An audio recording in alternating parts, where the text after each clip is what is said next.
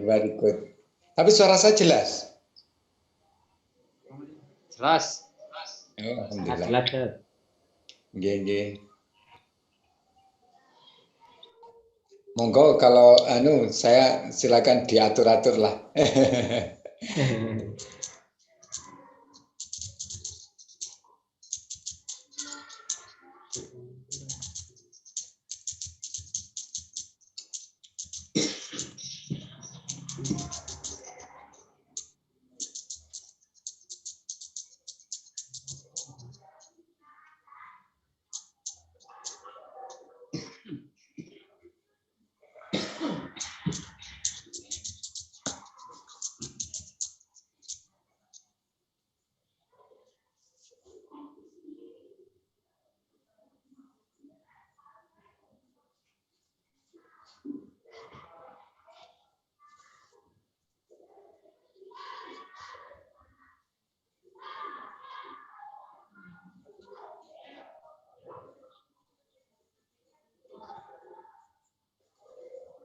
Kita mulai pukul berapa nanti?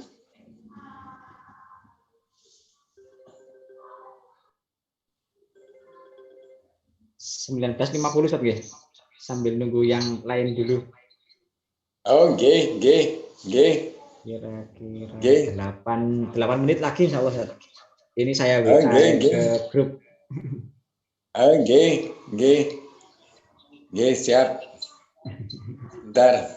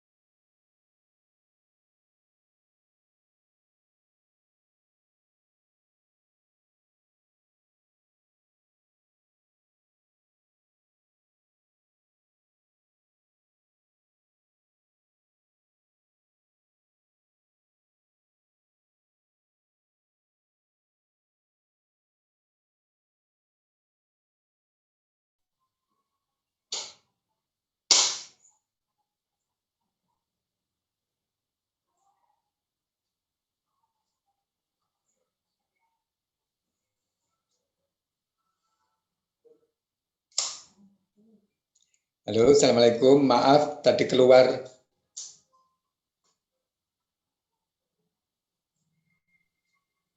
Waalaikumsalam warahmatullahi wabarakatuh. Pak Iri, gimana kabarnya? Waduh, sudah kangen ini. Sudah gimana, sehat? Alhamdulillah.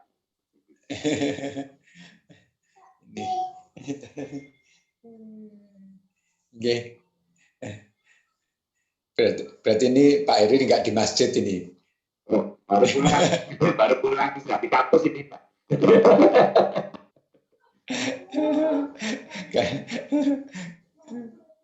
karena di masjid kan bareng-bareng. Jadi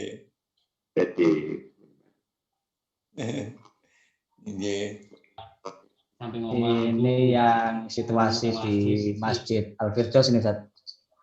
Oke, alhamdulillah. Alhamdulillah. Oke.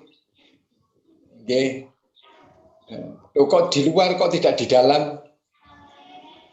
Oh, cari udara yang seger, Ustaz. Iya. Sambil hisap. Ya.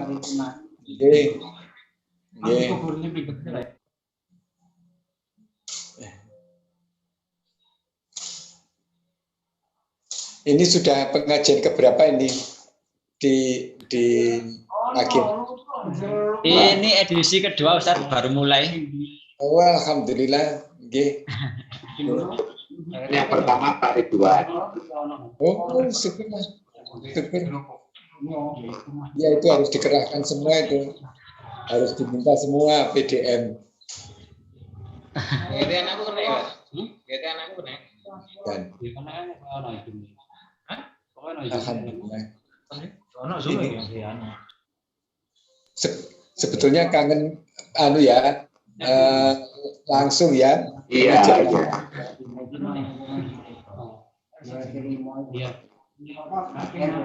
Kemarin rapat di PDM ya langsung, tapi pakai menggunakan protokol kesehatan seperti itu, pakai masker semua.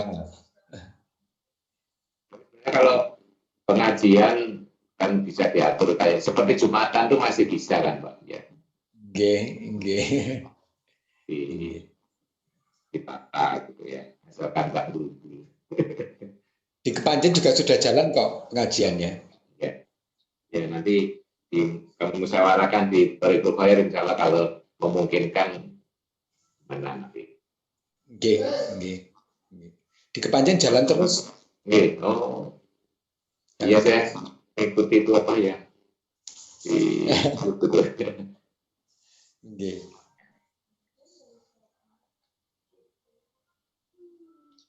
Ya kadang kalau jamaahnya masih kan nggak bisa dipaksakan ya, di sini banyak yang dulu waktu sini terus jalan itu ya banyak masih ditutup itu jamaahnya juga banyak yang merotol itu. Oh iya.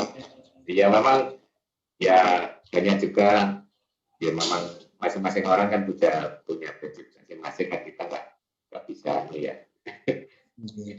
Iya. Sekarang ini sudah nggak bisa berkomentar, nggak bisa ya suasananya seperti ini. Iya. Monggo Mas Jemi. Ya monggo Mas Jemi.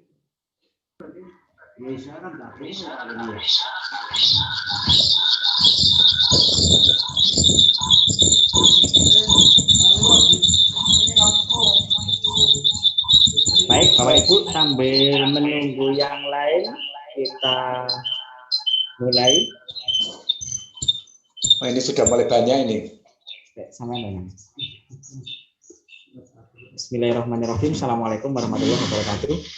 Waalaikumsalam warahmatullahi wabarakatuh. Alhamdulillah, salatu wassalamu ala rasulillah wa la hawla wa la quwwata illa billah. Asyhadu an la ilaha illallah wahdahu la syarikalah wa asyhadu anna Muhammadan abduhu wa rasuluh la nabiyya ba'dah. Yang kami hormati Profesor Dr. Wahyudi Siswanto, MPD yang kami hormati Ketua PJM dengan segenap jajarannya dan Bapak Ibu pimpinan Urtum di Kecamatan Wagir serta jamaah Zumiyah yang kami hormati. Yang pertama, marilah kita memanjatkan puji syukur kehadirat Allah Subhanahu wa taala. Kembali pada malam hari ini kita dipertemukan oleh Allah di dalam kajian rutin MPK PJM Wagir di edisi yang kedua, yang alhamdulillah di tengah-tengah kita sudah hadir Profesor Dr. Wahyudi Siswanto yang insya Allah akan memberikan motivasi yang segar untuk kita sebagaimana biasa yang menjadi ciri khas beliau, dan semoga nanti bisa memberikan wawasan dan manfaat bagi kita yang hadir pada malam hari ini. Salawat dan salam semoga tetap terlimpahkan pada junjungan Nabi kita Rasulullah Muhammad SAW, keluarga, sahabat, dan para pengikut yang istiqomah. Baik Bapak Ibu, kita buka dengan bacaan basmalah. Bismillahirrahmanirrahim. Dan sebelum saya serahkan ke Prof. Wahyudi, kami sampaikan insya Allah kajian kita akan di live streamingkan oleh Ustadz Fauzi. Saya ucapkan terima kasih kepada Ustadz Fauzi, ini Kasubag IT dari RSI Aisyah Malang, yang setiap kajian selalu kita repoti ini. Jadi sponsor resmi kita nih Ustadz dari RSI. Alhamdulillah. Iya. Baik, 30 menit untuk pengantar Ustadz. Nanti kita ingin lebih banyak dialog dari peserta. Monggo Ustadz. Baik. Terima kasih. Assalamualaikum warahmatullahi wabarakatuh. Pertama-tama marilah kita panjatkan puji syukur kehadirat Allah Taala atas karunia iman, Islam, dan kesehatan. Sekarang ini begitu menyebut 3 ini, kesehatan itu luar biasa ya. Ya Allah, begitu kita masih sehat itu, wah karunia yang luar biasa. Apalagi iman, apalagi Islam. Kemudian yang kedua, Bapak Ibu yang berbahagia, jangan bosan-bosan, ayo sholawat kepada Rasulullah. Bapak Ibu yang berbahagia, kita hari ini akan berbicara masalah Muhammadiyah dan kaderisasi. Nah, ini bukan persoalan yang mudah, tapi kita tidak boleh mengatakan sulit ya. Yang jelas saya jadi teringat, didiklah anakmu sesuai dengan zamannya. Maka kalau kita mau kaderisasi, ya kita harus sesuai dengan zaman adik-adik kita, anak-anak kita. Saya pikir itu kuncinya ada di sana. Nah, dalam manajemen itu ada satu yang dimulai dengan empati. Sekarang manajemen modern, manajemen inovasi itu selalu dimulai dengan empati. Apa empati itu? Empati itu mencoba melayani atau menjual produk itu berdasarkan pembelinya, pemakai jasa. Sehingga kalau kita mau menjual produk, maka siapa dulu yang memakainya? Kalau kita melayani, maka siapa dulu yang kita layani? Ini berkaitan dengan siapa ini? Yang kita layani itu bisa usianya berapa, ada di mana, minatnya seperti apa, level pendidikannya seperti apa, terus kelas sosialnya bagaimana, minatnya seperti apa, gaya hidupnya seperti apa kebutuhannya sebetulnya. Itu yang pertama, sehingga apapun produk yang kita jual, pelayanan kita, dakwah kita, seperti apa nanti Muhammadiyah itu, maka mau tidak mau jatuh kepada siapa umat kita. Kalau kita mau ngomong kaderisasi, maka bagaimana wajah Muhammadiyah itu bergantung pada kebutuhan dan kondisi kader kita. Bagaimana kita nanti bisa menjadi baik kalau memang tidak sesuai dengan harapan kader. Oke, ini yang pertama. Jadi empati. Empati itu merupakan kata kunci dari manajemen inovasi, manajemen modern. Bapak Ibu yang berbahagia, makanya nanti kalau kita ngomong kaderisasi, ya kita berbicara masalah siapa kader kita itu. bagaimana kader kita, terus levelnya seperti apa, pekerjaannya, terus pendidikannya, pergaulannya, bagaimana struktur sosialnya, dinamika sosialnya, bagaimana psikologisnya, bagaimana latar belakang psikologisnya, latar belakang budayanya. Saya pikir kita harus memotretnya. Teman-teman yang berhasil sukses dalam bidang bisnis, pelayanan, dan produk selalu bisa memotret dengan baik siapa pengguna ini. Nah, berikutnya adalah ini. Kalau sudah kita bisa memotretnya, maka kita harus introspeksi ke dalam. Apa itu? Yaitu produk kita, pelayanan kita. Makanya Muhammadiyah itu harus menjadi yang terbaik.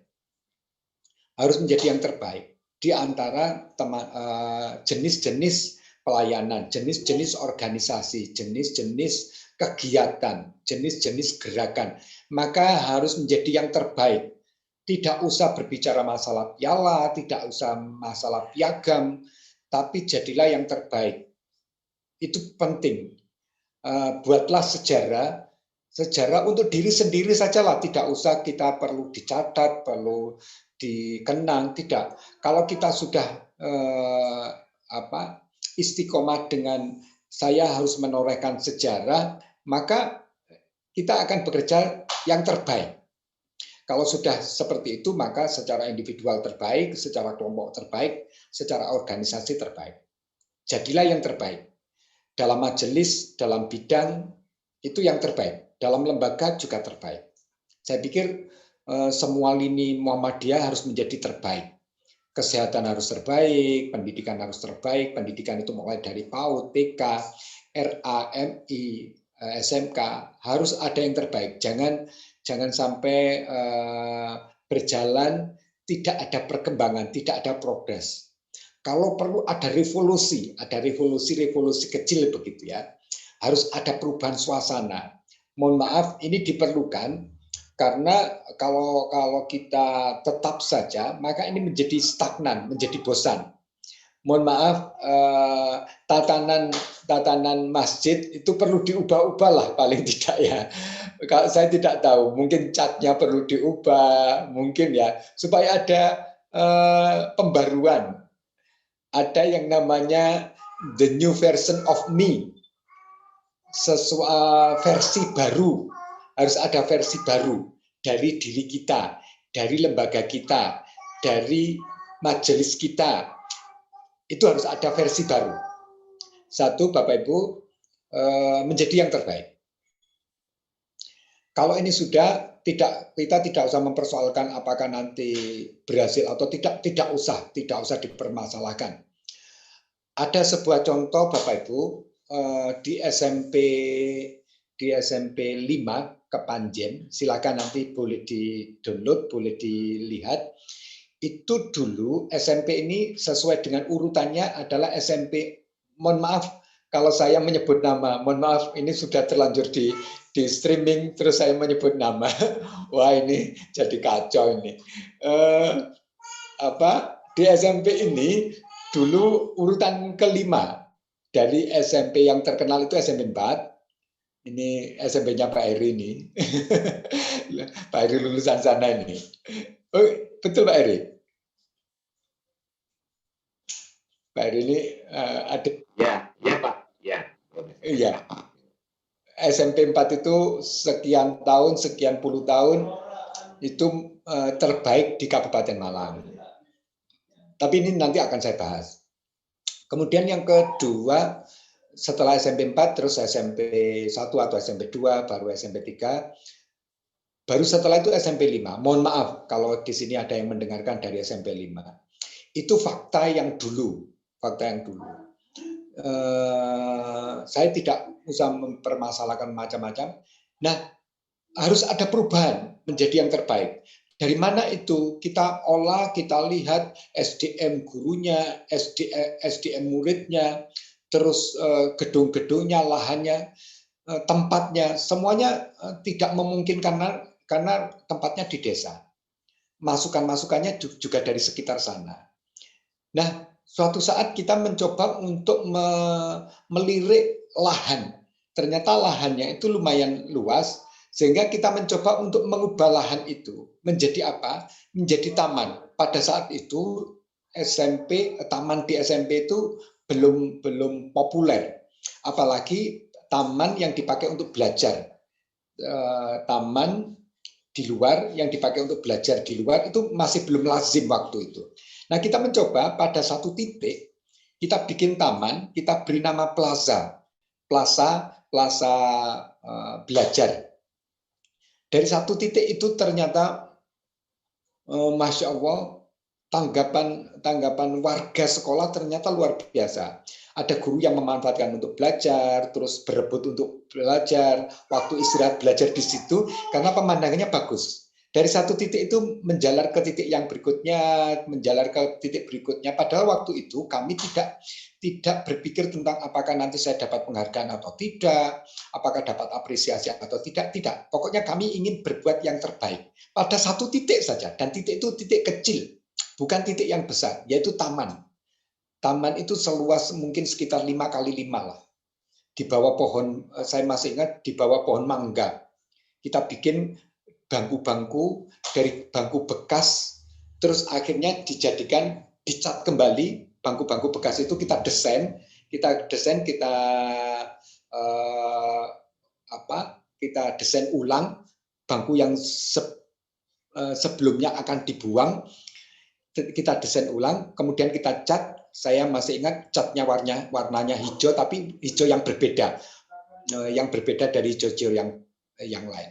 Dari satu titik itu Bapak dan Ibu, ternyata titik-titik yang lainnya akhirnya muncul kolam, muncul tempat cuci tangan, tempat kita membenahi kamar mandi yang bersih, yang tidak bau, begitu seterusnya. Sampai akhirnya muncullah gagasan untuk adiwiyata. Dan alhamdulillah hari itu kita mendapatkan adiwiyata yang pertama se-Jawa Timur, saya lupa, yang jelas se-Kabupaten Malang kitalah yang pertama. Kita dapat, kemudian Jawa Timur kita juga menang, nasional kita menang. 2 tahun kita menang, 3 tahun kita terus dapat adiwiyata. Waktu itu masih belum seperti sekarang, luar biasa. Artinya apa? Kalau kita menjadi terbaik, tidak usah berpikir yang macam-macam, satu titik saja, satu titik. Tetapi itu cukup dikenang sehingga itu menjadi daya tarik bagi kader-kader kita. Oh, bapak-bapak itu ternyata seperti itu ya, sangat menghargai adik-adik ya, sangat memberi peluang. Kalau ceramah, meskipun penceramahnya siapa saja, tetapi yang membuka selalu adik-adik. Jangan pernah diborong. Yang memborong ketua cabang, mohon maaf Pak Eri.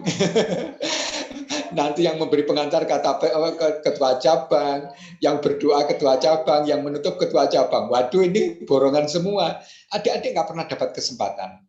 Biarlah mereka merasakan salah, mereka merasakan berdebar-debar, grogi, nggak apa-apa, tidak apa-apa. Tapi mereka lah yang membuka itu mengesankan sekali. Kita bikin mereka lah yang memimpin membaca basmalah. Kalau perlu, kalau sudah ada yang agak pinter begitu, mereka lah yang menyampaikan kultum. Jangan kaget, nggak apa-apa. Kultum itu tidak selalu harus dari kita ke kita. Kapan-kapan kalau ada rapat cabang PCM, kita ngundang adik-adik pemuda untuk memberikan kultum. Nah, keren kan?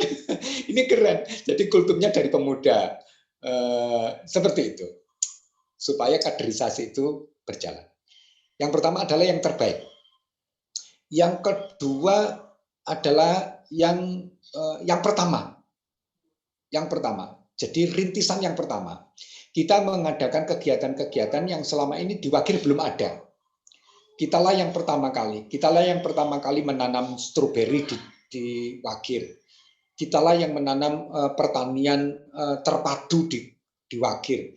Kitalah yang pertama kali merangkul petani-petani dengan bahasa petani dan dakwah lewat pertanian. Kitalah yang pertama. Dan pokoknya yang pertama itu kita rebut.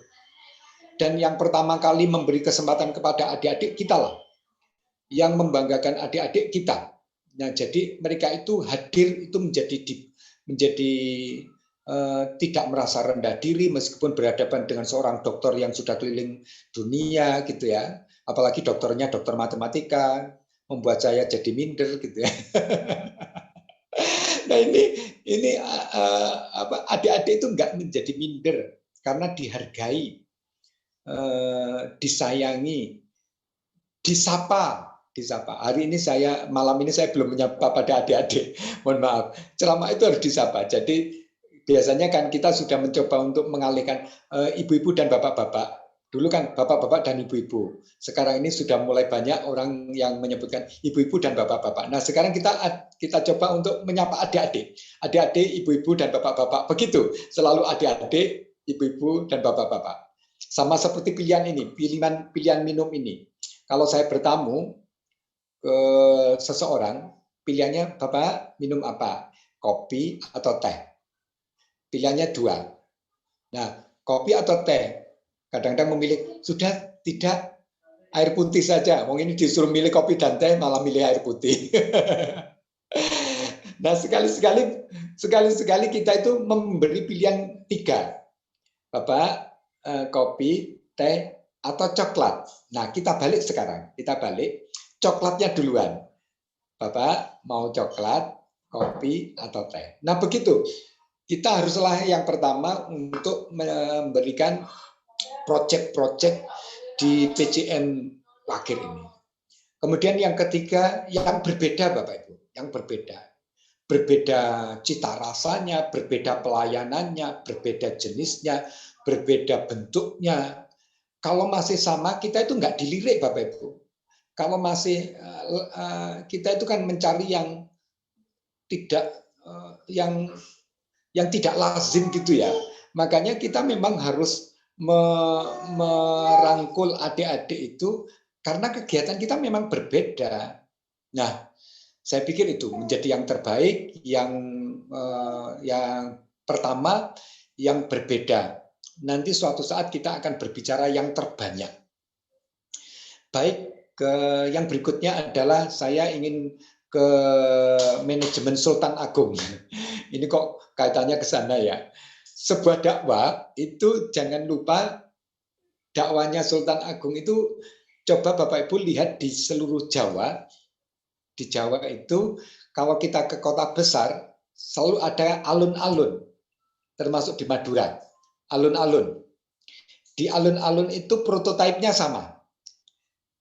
Polanya sama. Satu ada alun-alun, yang kedua ada masjid, kemudian ada pemerintahan, pusat pemerintahan, yang ketiga ada penjara, yang keempat di dekat alun-alun pasti ada pasar. Apa artinya ini? Artinya satu, alun-alun itu sebagai sebuah hiburan.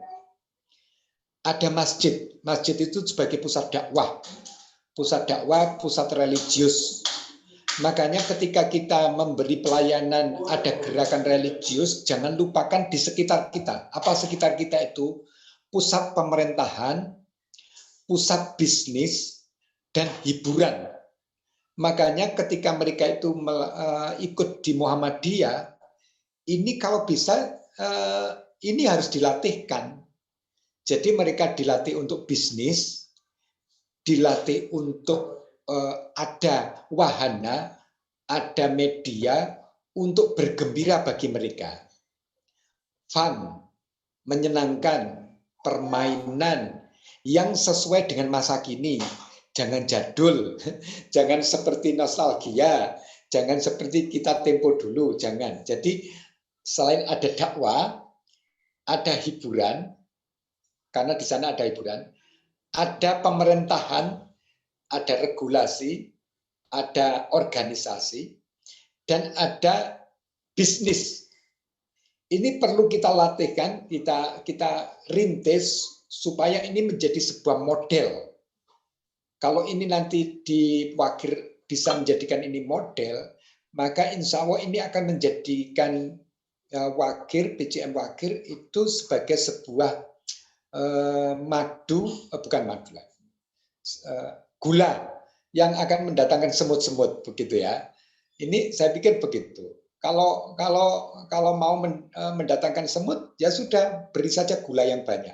Insya Allah nanti kita akan kehadiran atau kedatangan semut. Kitalah yang nanti menciptakan sesuatu yang disukai oleh semut-semut itu. Seperti itu saya pikir. Jadi prinsip kaderisasi itu seperti itu. Kita pertama harus empati, berpikir tentang dunia anak-anak, dunia kader sekarang ini, bahwa mereka adalah generasi Z, generasi digital yang tidak sama seperti kita. Mereka bukan urban, masyarakat urban. Mereka betul-betul lahir secara digital. Segalanya diatur secara digital, bahkan mekanisme pola hidup, pola pergaulan, pola ekonomi, pola kebutuhan mereka juga diatur secara digital. Kita harus melayani itu. Saya tidak tahu apakah di Masjid Wakir sudah ada WiFi. Ini diperlukan WiFi. Kemudian layanan colokan HP. Nah, seperti itu. Mungkin kalau dulu itu ada orang yang mengatakan tolong dengarkan pengajian, jangan lihat HP. Sekarang mungkin silakan lihat HP. Nah, begitu. Mungkin pengajiannya malah suruh lihat HP karena siapa tahu di sana justru melihat mencari ayat-ayat, mencari hadis-hadis itu malah dengan menggunakan HP. Ya tentu saja ada yang belok, tentu saja ada yang melihat lain. Ini sebuah resiko, tetapi mungkin kita perlu kekinian lah ya, kekinian. Ini masih bisa diperdebatkan. Yang tadi menjadi yang terbaik, menjadi yang pertama, menjadi yang berbeda, menjadi yang terbanyak, dan saya pikir perlu ada model dakwah yang sudah melibatkan entrepreneur, kewirausahaan, terus hiburan atau fun, kemudian mengajak adik-adik untuk melihat tata aturan pemerintahan, baik dalam skala kecil gerakan Muhammadiyah maupun skala besar pemerintahan yang dalam arti luas. Saya pikir ini yang bisa kita berikan. Makanya kalau kita itu jadi PCM, itu memang jadi model Bapak Ibu. Jadi model yang patut ditiru. Jangan kaget kalau adik-adik kita itu tidak bisa meniru kita, karena mungkin pakaian kita nggak bisa ditiru. Makanya mulai dari cara berpakaian, mulai dari cara berbicara, itu model loh. Saya dulu itu terkesan sekali dengan seorang penceramah, sangat terkesan, sampai cara berbicara beliau itu saya ingin sekali meniru, tapi tidak bisa. Cara beliau bersikap saya ingin meniru, tapi tidak bisa. Tapi itu sebagai sebuah model. Jangan-jangan kita itu belum menjadi model ya bagi adik-adik, sehingga kaderisasi itu juga agak terhambat. Makanya ini sebetulnya sebuah masalah kompleks dalam kaderisasi, karena berangkatnya apa yang kita miliki itu juga kurang. Saya mengatakan kita itu kurang genit gitu ya, kurang genit sehingga kita nggak dilirik oleh adik-adik itu ya. Mungkin kita kurang genit. Baik, saya pikir itu dulu, mungkin bisa dilanjutkan dengan dialog. Monggo. Baik, terima kasih Prof. Wahyudi. Sangat menarik sekali Bapak Ibu, karena perubahan zaman yang makin cepat memaksa kita untuk mengupgrade diri kita untuk bisa menyesuaikan dengan kondisi kader kita. Monggo kita lanjut dengan dialog. Barangkali ada yang perlu disampaikan kepada peserta, bisa secara langsung atau via chat yang ada. Oh, ya, suaranya.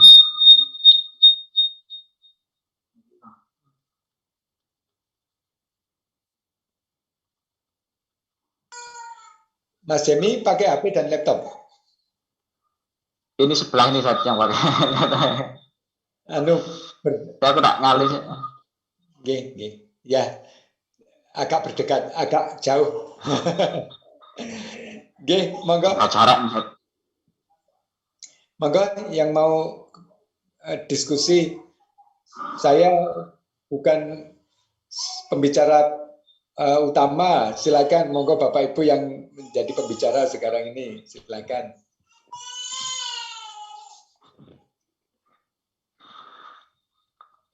monggo Bapak Ibu. Mas Rizal ini biasanya. Monggo Mas Rizal. Adik-adik boleh.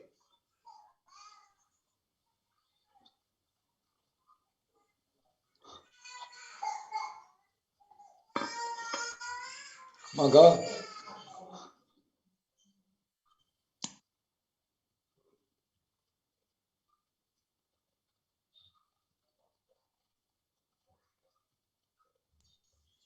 Baik, kalau tidak ada, kita lanjutkan. Bapak Ibu yang berbahagia, ayo kita bikin topik-topik yang kekinian. Mohon maaf, hari ini saya lagi berusaha mendirikan pesantren digital. Pesantren digital. Ada yang belum mendengar tentang pesantren digital? Atau sudah? Kalau sudah, alhamdulillah. Saya mencoba untuk menawarkan sesuatu yaitu dengan cara pesantren digital. Bagaimana pesantren digital itu? Pesantren digital itu saya menawarkan 3 program. Yang pertama ngaji, mungkin ini ngaji lah ya. Ngaji untuk pemula yang mulai dari nol, dari tidak bisa membaca sama sekali. Kemudian yang kedua yang sudah bisa mengaji, yang ketiga mencoba untuk melayani tafsir, tapi ini belum. Saya berencana, kita itu kan kalau ngaji itu harus datang ke masjid, menunggu ustadznya, ustadzahnya, apalagi di masa pandemi begini kan juga tidak gampang berkumpul untuk mengaji dengan cara-cara yang seperti kita lakukan sebelumnya. Nah, saya mencoba untuk menggagas pesantren digital. Pesantren digital ini melayani adik-adik, anak kecil, yang kedua remaja, yang ketiga dewasa, dan yang keempat orang tua. Banyak di antara orang-orang tua itu yang tidak bisa mengaji. Mulai dari awal, betapa ini merupakan umat kita yang sesungguhnya sangat malu. Coba saja ketika ada orang yang sudah berusia 50 tahun, baru mengawali mengaji, waduh, itu malu.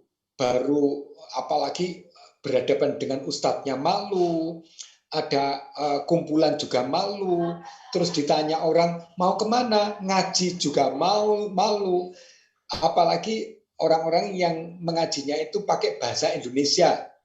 Bahasa Indonesia itu bacaannya Arab, tapi yang dibaca adalah Latinnya. Itu banyak sekali. Kenapa kita tidak mencoba untuk menjemput mereka ya, menjemput dengan cara pesantren digital atau pesantren online. Ini alhamdulillah ini sudah berjalan, Bapak Ibu. Ketika saya buka ternyata lumayan yang ngaji itu ada yang dari Banten, ada yang dari luar Jawa banyak, terus yang dari Jakarta, dan itu ternyata profesinya banyak, profesinya itu beragam, tidak hanya sekadar orang biasa, tapi orang-orang yang kelas atas pun itu ternyata bisa masuk, mulai dari awal, dari mengaji alif ba ta, jadi kita mulai a ba ta sa. Nah semacam itu. Ini contoh-contoh yang kita usahakan untuk melayani umat. Nah, seperti itu sehingga mengajinya itu bisa lewat Zoom, bisa lewat Google Meet, bisa menggunakan setorannya pakai suara, rekaman suara, begitu. Bisa pakai video. Ini kreasi-kreasi yang sebetulnya bisa dilaksanakan. Nanti PJM PJM saya kok lupa ya menyebutnya. Pagir. PJM Pagir, saya baru dari Kromengan akhirnya mau menyebut Pagir jadi Kromengan. PCM Wakir bisa melakukan ngaji dengan digital. Nah, kan ini keren.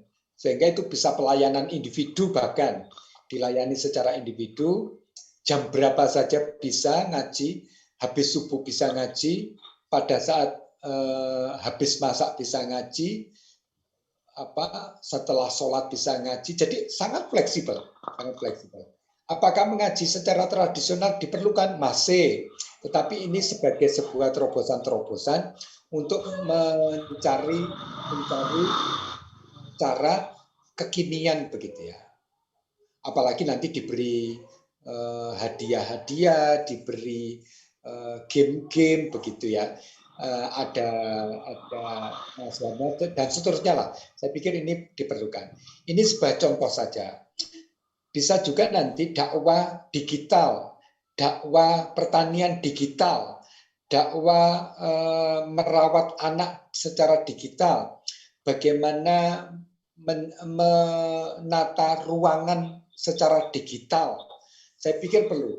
Mohon maaf, saya tidak mau gambling. Ini kalau rumah kita difoto, itu lucu-lucu. Ini rumah campur gudang gitu ya. Jadi tempat kerja kita itu di meja makan juga ada laptop juga di sebelahnya juga ada obeng, jadi lucu-lucu. Coba potret. Nah, kita bisa nggak memberikan tip-tip secara digital, dakwah digital bagaimana mengatur rumah. Nah, ada konsultasi, kan keren ya, konsultasi menata rumah. Kalau perlu nanti ada kunjungan, nah, gitu. Saya pikir ini dakwah-dakwah yang mungkin diperlukan. Dan ini anak muda keren sekali, anak muda diperankan. Bagaimana menata rumah ala anak muda, gitu. Oke, monggo silakan kalau ada pancingan-pancingan pertanyaan atau atau komentar. Oke, baik Ustadz. Ini setengah pancingan ini Ustadz. Sambil menunggu yang lain Ustadz. Biasanya di tempat kita itu kan ada gap Ustadz antara junior dengan senior. Ini mau bilang tua itu saya khawatir kualat Ustadz. Antara generasi milenial dengan generasi kolonial ini Ustadz. Nah, kadang ada gap yang cukup tajam ya, sehingga kadang ada gerakan yang tidak bisa dikompromikan. Nah, ini tuh mengatasi hal-hal seperti ini seperti apa Ustaz? Seperti yang saya katakan, kita itu harus jadi Pak Heri, jangan ditertawakan ya, the others. Jadi orang lain dulu. Jadi orang lain dulu. Setiap kali kita itu berbicara, jangan saya. Yang pertama kali jadi subjek itu jangan saya. Menurut saya, dalam pandangan saya, menurut pengalaman saya, ketika saya dulu di Amerika, jangan. Tapi lihatlah orang yang kita ajak berbicara itu. Siapa itu? Bagaimana menurut pendapat Anda? Menurut pengalaman Anda seperti apa? Ini yang seringkali tidak kita dengar ya. Coba saja adzan ya, pangapunten. Adzan itu, kalau sudah yang adzan itu orang tua, ngono kate kongon ganteni iku lho izin, padahal ya mohon maaf, suaranya ya nggak pati ya seperti itu gitu ya, tidak yang terenak begitu ya. Akhirnya dibuatlah aturan yang adzan digilir. Tidak hanya di tempat di Wakir ya, di masjid-masjid itu kalau sudah yang adzan A, wakilnya ya A itu terus. Padahal suatu saat saya itu pernah mendengar adzan yang dikumandangkan oleh anak muda dengan suara adzan yang sangat berbeda. Tapi Masya Allah itu langsung jelek begitu ya. Karena adzannya itu saya lihat adzannya itu dengan hati. Suaranya enak sekali. Kelihatannya mula-mula asing. Saya asing dengan adzan ini. Asing luar biasa. Tapi saya jadi merinding. Setiap kali ada adzan ini merinding. Terus suatu saat saya ngomong, saya dekati. Dek, saya kangen loh dengan adzan adik. Itu ternyata dia itu termotivasi. Jadi setiap kali adzan itu seneng gitu ya. Nah, kita itu kadang-kadang kan persoalan dari hal-hal kecil itu tidak mempercayakan diri kepada anak-anak ya. Coba, siapa yang menata sandal? Menata sandal di masjid. Apakah tidak ada yang menata sandal di masjid? Coba anak-anak diperankan. Siapa yang menata sandal? Nah, begitu. Apakah ada gerakan membersihkan masjid setiap 1 bulan, 2 minggu sekali atau 1 bulan sekali? Anak-anak muda diminta untuk berpartisipasi atau diberi tanggung jawab. Jadi komandannya bukan lagi orang-orang kolonial ini, tapi anak-anak muda. Jadi dibuatlah kegiatan-kegiatan yang justru komandannya itu anak-anak muda, sehingga oh ternyata saya itu diorangkan ya. Apalagi pada saat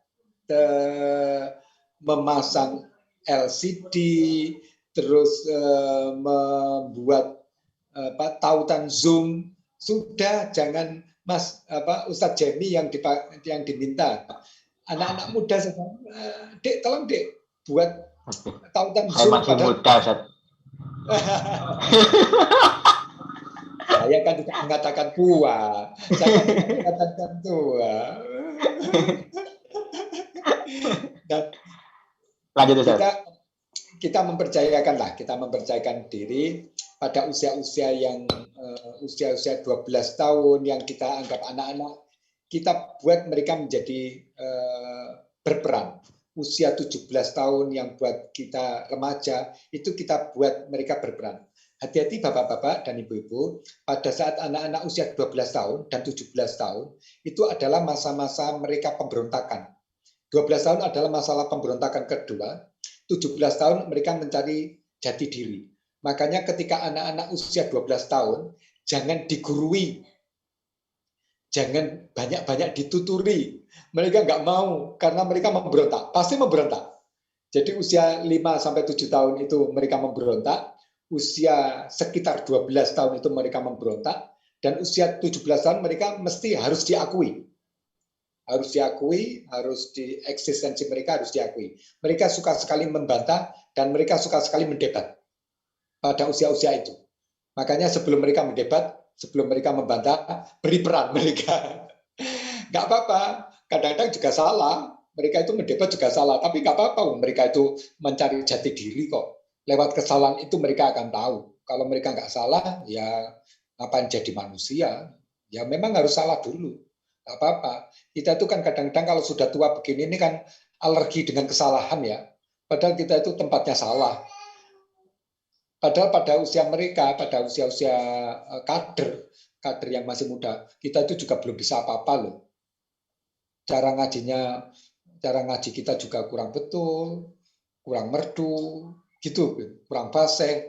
Saya pikir begitu ya, dalam usia mereka. Kadang-kadang mereka itu sudah hebat lah. Oke, seperti itu. Ada yang lain? Tidak usah bertanya, yang lain juga boleh berkomentar loh. Biar saya nggak sendirian. Ini kan ada banyak orang. Maka Pak Eri boleh berkomentar, tidak boleh bertanya. Bapak-bapak yang lain boleh. Monggo. Monggo Bapak Ibu. Atau jangan-jangan minder karena yang Pak Fauzi, Pak Samsudin, Pak Agus, Pak Angga, Budiana, Pak Gunawan, Pak Ibnu Rizal. Saya nggak tahu ini muda atau Ibu Indah Rayu, Yudali Yandari. Wah ini ada yang dari Sengkaling, Pak Jumain, Pak Setiono Budiono. Kaling tapi rasa wagil gitu. Bu Umi Sakdik ya, monggo ini boleh komentar semua karena ini merupakan kita. Assalamualaikum Ustaz. Assalamualaikum warahmatullahi wabarakatuh. Wah ini mantap ini. Perkenalkan, nama saya Mas Angga Adi. Mas Angga. Oke. Mau tanya, kan kita saya tertarik dengan pesantren digital ini yang bisa jadikan program untuk terutama melayani anak-anak gitu ya. Ya. Okay. Nah, Iya. yang saya temukan dan saya rasakan itu pernah membuat atau menginovasi sedikit tentang seperti e-book itu yang dari orang tua itu SDM-nya itu kurang. Nah, kalau misalkan kita menggunakan Zoom atau Google Meet atau video, itu yang dipermasalahkan oleh orang tuanya itu biasanya paketannya itu. Nah, mungkin ada solusi lain, Ustadz, atau seperti apa yang tidak memberatkan orang tuanya juga, karena problematikanya itu antara lain selain juga paketan, juga SDM-nya kurang, Ustadz. Ya. Terus yang kedua, jika ada reward, mungkin apakah dengan mengadakan lomba atau seperti apa, itu Ustadz. Terima kasih. Oke, Mas Angga, kalau pakai suara itu nggak banyak memakan paketan ya? Oke. Suara yang direkam di WA itu loh. Kalau pakai suara, enggak Ustadz. Ya, cuma biasanya kedua orang tua itu menuntut yang harus ada inovasi. Kita pun juga kebingungan. Kalau misalkan mengaji, nggak apa-apa. Bingung gimana caranya kalau cuma hanya suara gitu juga kurang menarik. Anaknya kan juga nggak bisa ketemu Ustadznya gitu. Biasanya seperti itu Ustadz yang saya rasakan, tapi mungkin ada seperti ya. Satu, lewat suara itu bisa. Anak-anak nanti bisa pakai suara itu kan semuanya bisa ya. Kalau belum bisa kita latih. Kita latih bagaimana caranya mereka nanti setoran pakai suara. Tapi kalau pakai Zoom, nggak apa-apa. Mereka diminta untuk diyakinkan bahwa biaya itu nggak usah dipikirkan untuk ngaji. Sudah minta saja pada Mas Angga gitu ya. Kalau yang nggak punya biaya, ngomong saja pada Mas Angga, ngomong tapi nggak minta gitu ya. Ngomong saja. Nah, karena ngaji itu nanti kalau bismillah biayanya ditanggung oleh Allah. Yang ketiga, nggak apa-apa, agak cerdas sedikit, nunut ke wifi orang lain. Ngaji, nunut ke wifi orang lain. Kenapa begitu? Ini sekaligus dakwah. Wah, ini kok di warung kopi kok tiba-tiba Bismillahirrahmanirrahim. Alhamdulillahilladzi anzala ala 'abdil kitaba wa lam yaj'al lahu iwaja. Loh, lah kok ngaji kok di kene? Oh, ternyata ngaji. Nah, itu dakwah nggak apa-apa. Itu jangan sampai kita putus asa lah. Ini sekarang ini wifi itu kan ada di mana-mana. Bahkan wifi yang gratisan itu kan ada gratisan tangga yang bocor ke dalam kitab gitu ya. Sudah wifi bocor lagi ya. Saya pikir itu. Pokoknya dicoba dulu dan yakinlah bahwa ini mudah. Berapapun yang kita terima sebagai santri itu syukuri. Karena itu nanti menjadi bola salju, Mas Angga. Jadi kalau santri pertama itu 3, nggak apa-apa, kita layani. 4 kita layani. Siapa tahu dari 3 itu kita saja pada Allah. Oke, siap. Mas Jemi, Ustaz Jemi dimatikan dulu. Oke, baik. Nah, seperti ini tadi kan wajar ya, nggak apa-apa. Ini resiko sudah. Resiko bagi daring, maka selalu ada noise, ada anak nangis, ada yang sedang gendong, nggak apa-apa. Ini tadi juga cucu saya ada di sini, nggak apa-apa. Sudah, ini harus kita sadari bahwa inilah zamannya, sudah nggak bisa enggak. Nah, saya pikir ngaji-ngaji seperti ini perlu ya, perlu dicoba. Kalau tidak dicoba nanti nggak bisa. Dicoba dulu. Saya pikir itu Mas Angga. Oke. Terima kasih Ustaz. Oke. Yang lain, monggo. Monggo Bapak Ibu. Ada satu orang yang Ustaz tadi yang belum dijawab. Ngapunten, ada satu yang belum terjawab.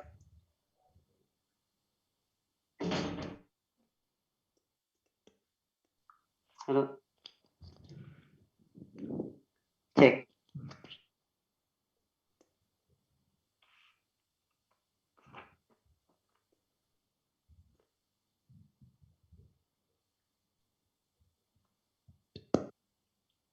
Nggih, monggo.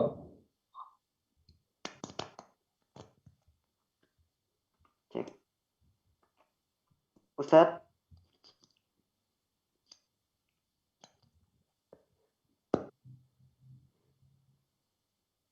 Barangkali diulang Mas Angga.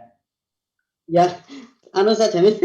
Ini yang terakhir tadi Ustadz, kalaupun ada reward untuk menarik anak-anak, itu apakah mungkin dengan mengadakan lomba-lomba untuk anak-anak ataukah mungkin ada cara lain Ustadz itu? Terima kasih Ustadz. Oh iya, ribet itu tidak selalu uang, tidak selalu harus barang, meskipun barang itu bagus ya, permen, terus bisa juga nanti bintang, diberi bintang begitu ya, diberi bintang, diberi tanda, diberi senyuman, diberi smile. Saya pikir kita harus kreatif ya, bisa ribet dalam bentuk digital,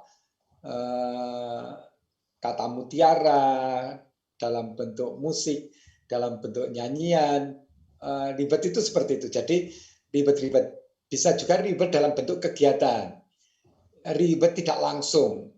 Misalnya begini, ayo sekarang yang tadi bisa menjawab ini, yang sudah bisa menguasai ini, mengaji bareng. Nah, bersuara bareng-bareng. Dipimpin oleh salah seorang. Terus nanti baru yang kedua, nanti berikutnya. Klasifikasi yang ketiga berikutnya. Jadi ribet itu tidak selalu harus dalam bentuk uang ya, dalam bentuk barang, dalam bentuk hadiah, tapi bisa juga harga diri, kepercayaan, terus anak-anak yang pinter diminta untuk ngajari yang adik-adiknya atau yang belum, itu saya pikir ini ribet. Ribet secara tidak langsung ya. Inilah kreativitas kita, termasuk diantaranya adalah lomba-lomba. Misalnya seperti ini, ini misalnya saudara Dina, di sini kan tidak ada Dina ya. Dina bagus loh bacaannya, oke, hari ini Dina yang mengajar. Nah, gitu kan keren ya. Ada harga diri dari Dina untuk menjadi merasa dihargai, merasa dapat penghargaan. Saya pikir begitu. Harus ada banyak cara, Mas Angga, untuk memberikan ribet, tidak hanya harus dalam bentuk sentuhan, dalam bentuk belayan. Kan kalau kita secara langsung kan bisa tersenyum. Kalau di sini saya bisa saja begini, Mas Angga, hadiah dari saya. Nah, begitu. Bisa juga, Mas Angga, hadiah dari saya, sarangi. Begitu. Jadi hadiah-hadiah itu bisa secara digital, bisa juga dalam bentuk yang lain. Boleh juga dalam bentuk, tunggu ya Mas Angga, nomornya nanti diberikan pada saya, nomor HP-nya diberikan pada saya, tunggu kejutan dari saya. Lihat nanti pulsanya apakah tambah atau tidak, begitu. Maksud saya transfer pulsa. Hadiahnya dalam bentuk transfer pulsa. Baik, saya pikir banyak cara lah ya, banyak cara. Terima kasih Ustadz. Ya, boleh juga dalam bentuk lelang. Lelang, siapa nanti yang bisa menjawab ini akan dapat hadiah dari saya, topi yang saya pakai ini. Nah, begitu. Bisa juga dalam bentuk puisi. Bagi yang bisa menjawab ini akan saya beri sebuah puisi. Tunggu di akhir pertemuan kita, nanti saya akan memberikan puisi untuk yang bisa menjawab. Yang terbaik, yang bisa menuntaskan tugas. Begitu. Jadi harus kreatif-kreatif. Mungkin kita bisa mendata ya, bisa mendata ribet apa saja yang bisa kita berikan. Bisa dalam bentuk puisi, quote, terus cerita. Tunggu, yang bisa menjawab ini akan saya beri cerita inspiratif, terus dia dapat kiriman secara jabri dari kita, tentang cerita inspiratif. Saya pikir itu Mas Angga. Syukron Ustadz. Nggih. Monggo diunjuk yang hadir, monggo silakan. Ini saya ada sedikit sharing. Nggih, monggo Mbak Diana. Terkait dengan pertanyaan Mas Angga tadi tentang mengaji itu kan bisa ngirim voice note ya. Nggih.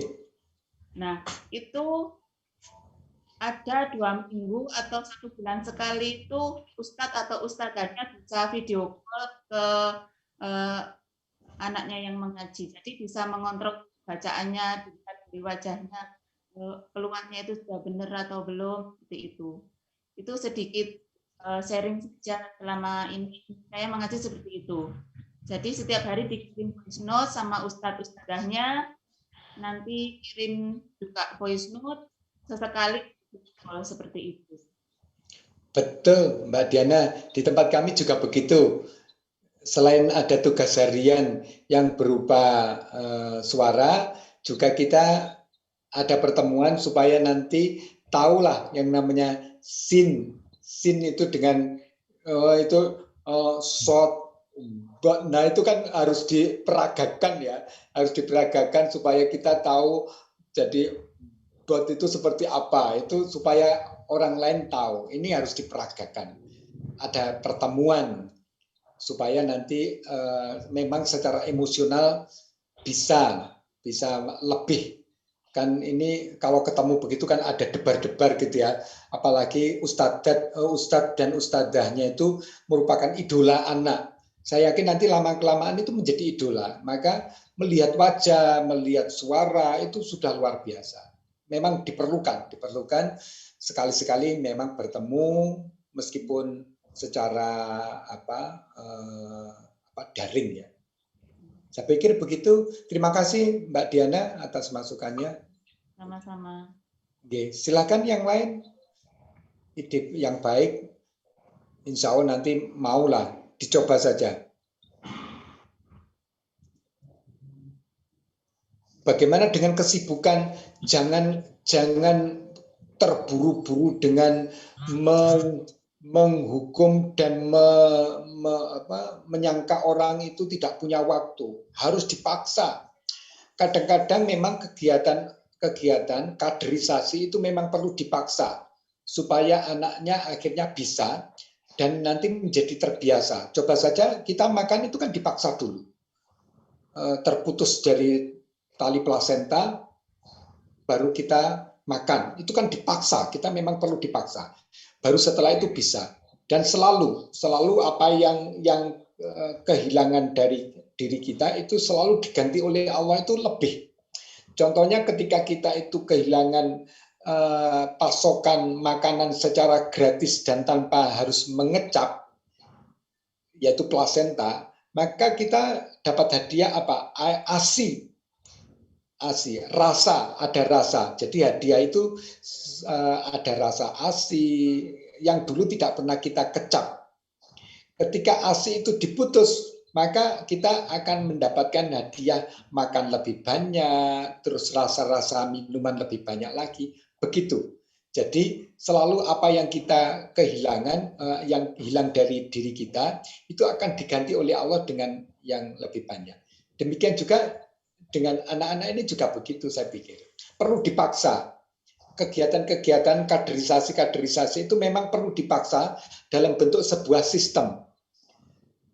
Alhamdulillah bapak-bapak dan ibu-ibu yang sekarang ini penjenengan punya sebuah lembaga, penjenengan punya sekolah, silakan dipaksa anaknya harus ikut pesantren sekolah itu. Di sekolah saya ini sudah saya paksa muridnya harus masuk jadi santri. Saya beri nama Pesona, pesantren online Saujana, karena di tempat saya yayasannya namanya Wahana Saujana Cita. Makanya pesantrennya namanya Pesona. Tidak hanya anaknya, tetapi juga orang tuanya juga harus ikut jadi santri. Begitu. yang sudah pinter harus ngajari. Jadi anak-anak yang sudah pinter itu ngajari. Di tempat kami itu sudah ada anak yang sudah hafal 3 juz. Masih SD itu sudah bisa 3 juz. Sekarang kalau tidak salah 5 juz. Sudah 5 juz. Nah, mereka bisa mengajari. Di antara wali murid itu ada yang tidak bisa mengaji sama sekali. Tapi ada juga yang guru ngaji. Mereka lah yang mengajari. Tadi saya bertemu di sebuah lembaga dan saya perkenalkan program saya ini, ternyata kepala sekolahnya antusias untuk menjalankan pesantren digital di lembaga itu. Padahal lembaga ini adalah lembaga negeri, sekolah negeri. Ternyata kepala sekolahnya antusias dan akan menjalankan ini. Dan ini bisa dipaksa dengan cara-cara sistem. Misalnya begini, nanti di PPDB itu salah satu syaratnya adalah karena ini sekolah agama, dia harus mengatakan harus ikut pesantren. Ikut pesantren, orang tuanya dan anaknya. Jadi kita harus memaksa lewat sistem. Kalau mau, mereka secara otomatis yang masuk itu langsung menjadi santri, begitu. Terus kenaikan kelas harus dibuktikan bahwa dia jadi santri. Orang tuanya juga jadi santri. Persoalan mengajinya sampai seperti apa, sampai hafal berapa juz, nggak masalah. Yang penting jadi santri dulu, begitu. Ini pemaksaan tanda kutip yang sebetulnya secara sistem tapi baik gitu ya, baik. Memang harus dipaksa dulu, setelah itu anak mesti bisa, dan setelah itu terbiasa. Kalau sudah terbiasa, sudahlah, insya Allah luar biasa. Anak-anak akan menjadi luar biasa dan menjadi kebiasaan. Oke, saya pikir itu. Wah, ini Mas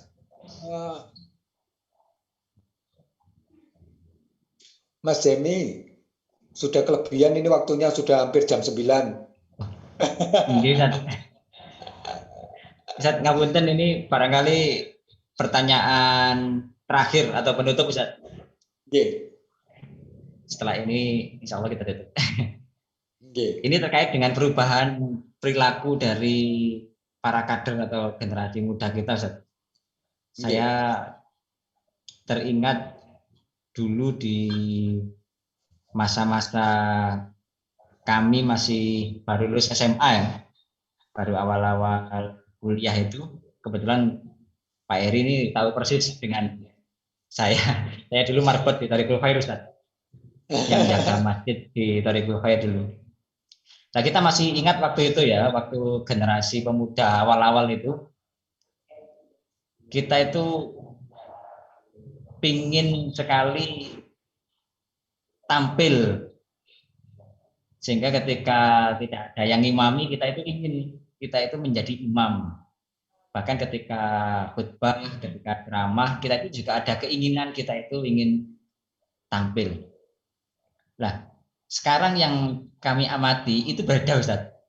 Anak-anak muda itu justru nggak berani untuk berlomba-lomba di depan. Justru datangnya itu biasanya akhir-akhir.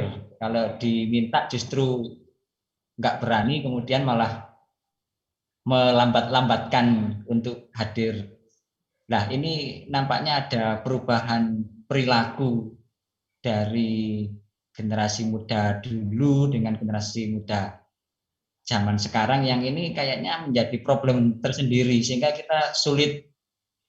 Padahal kalau kita melihat filosofis yang ada di sholat, itu sampai diberikan motivasi, yang di stop pertama dapat ini, stop kedua, kan kita diajak untuk berlomba-lomba, atau kalau bahasa pemudanya itu berfastabiqul khairat. Nah, bagaimana menyelesaikan problem perubahan karakter ini, Ustaz? Iya, kadang-kadang itu menjadi, buat mereka menjadi zona tidak nyaman. Zona tidak nyaman itu, kalau bukan zona tidak nyaman, mungkin zona siksaan gitu ya. Kalau dulu itu kita itu kan menjadi zona aduh seneng gitu ya. Dan ini tidak, iya, begitu kita maju itu menjadi siksaan. Mesti ada sebuah peristiwa, mungkin dulu ketika kita anak-anak itu rame, ojo rame ae. Nah, anak-anak disambut dengan ojo rame. Metu kok lek rame. Waduh, ini belum apa-apa sudah disambut. Makanya kesalahan-kesalahan itu harus kita tebus lah ya.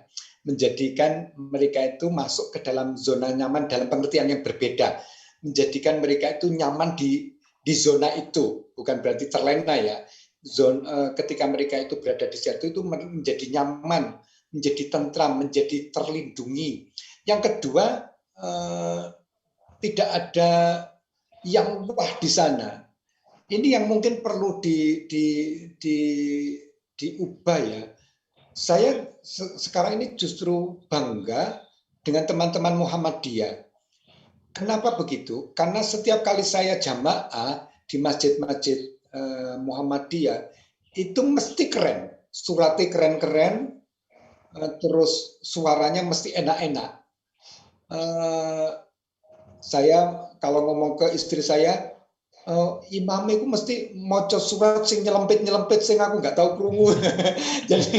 jadi yang saya itu nggak mendengar, ya Allah, jadi keren gitu ya, keren. Nah, anak-anak itu dibuat terkesima, paling tidak jatuh cinta, paling tidak kagum, paling tidak hormat pada orang-orang yang berada di muka, sehingga itu menjadi model. Tapi jangan sampai malah menakutkan. Waduh, iki sing paling enak imame, jadi aku tambah wedi. Jangan.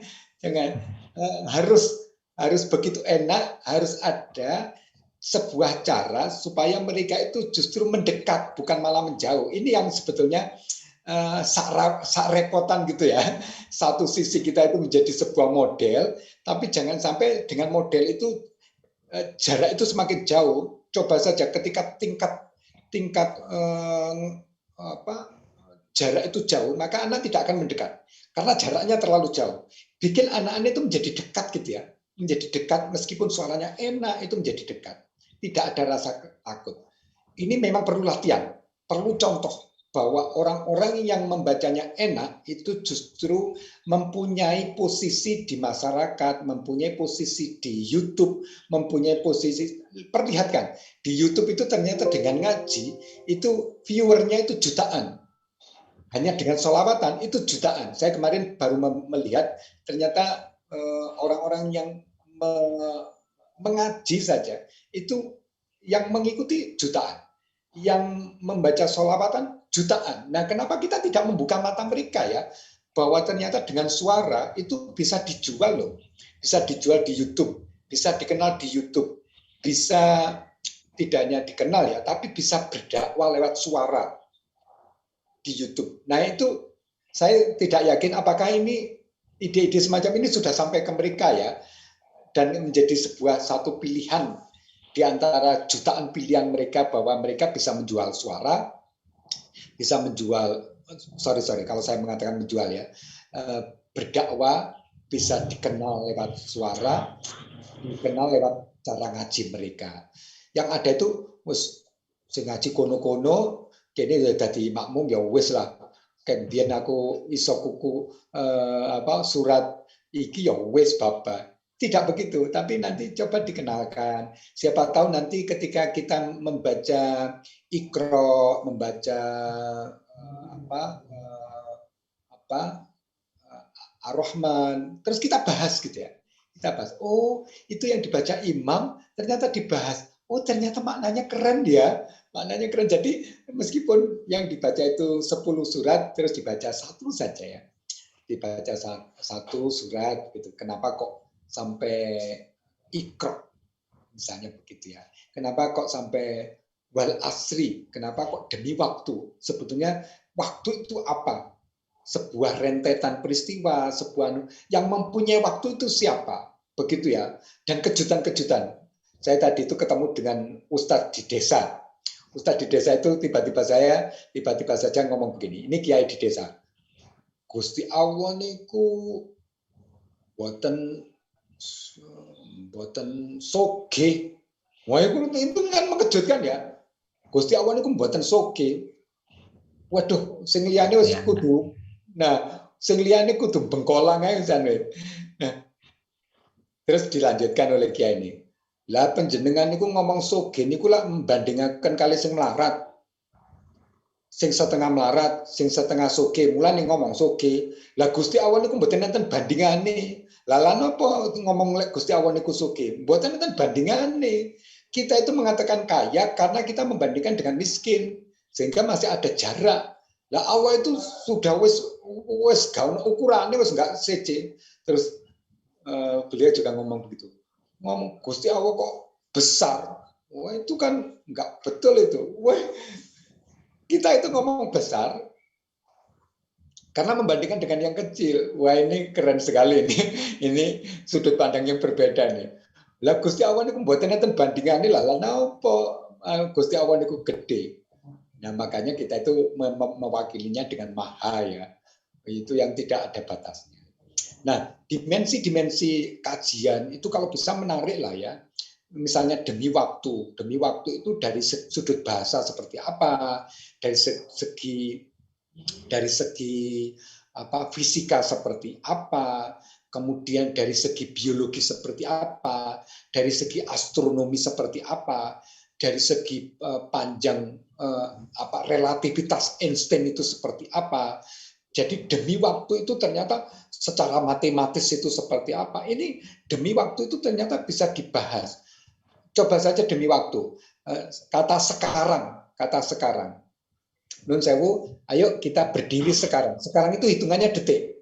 Sekarang. Jadi sekarang itu bisa detik. Bapak Ibu, sekarang saya keluar. Itu 3 detik kemudian saya keluar. Karena detik.